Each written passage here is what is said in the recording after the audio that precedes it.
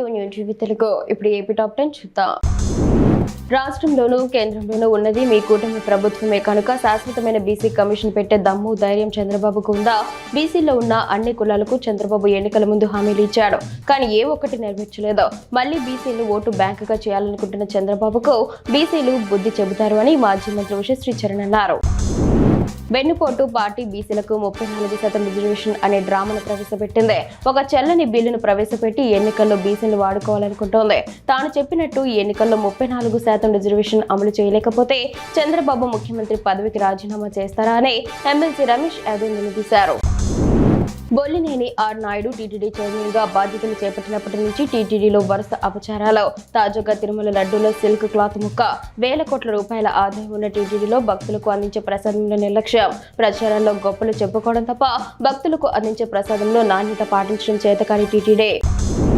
ప్రస్తుత కూటమి ప్రభుత్వం బీసీలను వెన్నుపోటు పొడుస్తోంది. చంద్రబాబు తన ముఖ్యమంత్రి పదవి కోసం ఎన్నో సందర్భాల్లో అబద్ధాలతో బీసీలను మోసం చేశాడు. అందుకే తెలుగుదేశం పార్టీ వెన్నుపోటు పార్టీ అని సార్థకమైన పేరు తెచ్చుకుంది.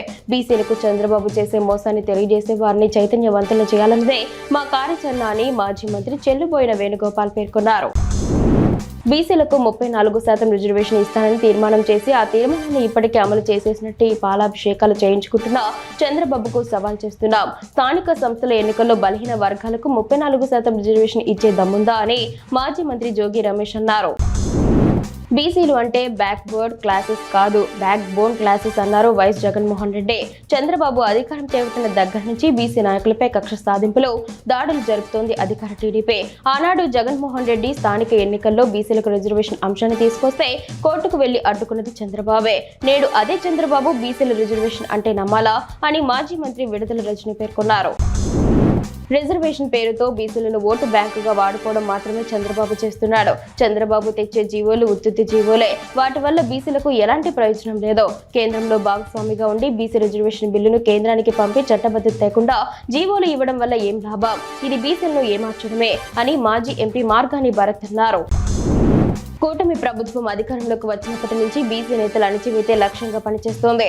లేని తప్పుడు కేసు సృష్టించి అందులో ఇరికించే ప్రయత్నంలో భాగంగా మాజీ మంత్రి వైఎస్ఆర్సీపీ బీసీ నాయకుడు కారుమూరి నాగేశ్వరరావుని అక్రమంగా అరెస్టు చేశారు. మీ కక్ష సాధింపు రాజకీయాల కోసం బీసీ నాయకులపై అక్రమ కేసులు పెట్టి అరెస్టులు చేస్తున్నారు. ఇది బీసీ నాయకుల ఆత్మగౌరవాన్ని దెబ్బతీయడం కాదా? సిబిఎన్ మీ ప్రభుత్వ వైఫల్యాలను ప్రశ్నించడం బీసీ నాయకులు చేసిన తప్ప అని YSRCP BC state working president Ramesh Goud పేర్కొన్నారు.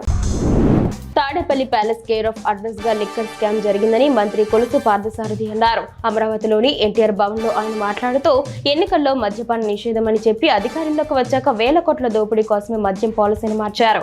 అవినీతిపై విచారణ జరిపితే ప్రజల దృష్టి మళ్లించడానికి రాజకీయ కక్షలంటూ ఎదురు దాడికి దిగుతున్నారు. కారుమూరి నాగేశ్వరరావుకి గతంలో ఎలాంటి నేర చరిత్ర లేకపోయినా జగన్ మాయలో పడి లిక్కర్ స్కామ్ లో ఇరుక్కుపోయారని అన్నారు. వైసీపీ నేత మాజీ మంత్రి జోగి రమేష్ కీలక వీడియోను విడుదల చేశారు. తన కుమారుడు రాజీవ్పై కోడలు మేఘన కుటుంబ సభ్యులు ఫిర్యాదు చేయడానికి ముందు టీడీపీ ఎమ్మెల్యే కృష్ణప్రసాద్ కార్యాలయానికి వెళ్లి వచ్చిన వీడియోను జోగి రమేష్ విడుదల చేశారు. ఎమ్మెల్యేను కలిసిన తర్వాతే తప్పుడు ఆరోపణలతో ఎఫ్ఐఆర్ నమోదు చేశారు. ఇదంతా టీడీపీ నడిపిస్తున్న వ్యవహారం అనడానికి ఇంతకంటే ఆధారం కావాలా అని జోగి రమేష్ ప్రశ్నించారు.